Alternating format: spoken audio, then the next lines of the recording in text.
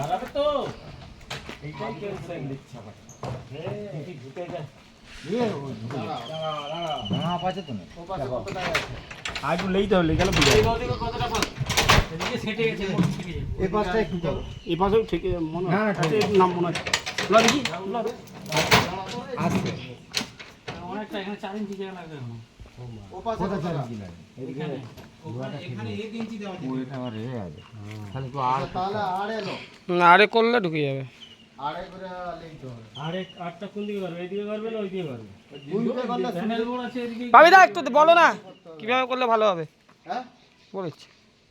আর কোন দিকে আটটা করলে ভালো হবে এদিকে করলে আর করে ঢুকাবো ওইটা উপর মাথা রাখতে হবে ও ভেঙে যাবে এখন চা তো প্যানেল বোর্ড তো উপরে রাখতে হবে এদিকে এদিকে কতটা ঠেকছে কতটা অনেকটা ঠিক আছে 3-4 ইঞ্চি গেটটা না থাকলে কিন্তু আরামসে ঢুকে যাবে গেটটা কেটে দিবে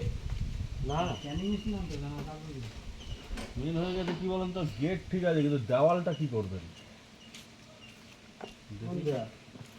দেওয়াল তো সেম সেম হয়ে গেছে না ওইটুকু চলে গেলে তো নিচে গ্যাপ হয়ে যাবে পড়বো আরে এই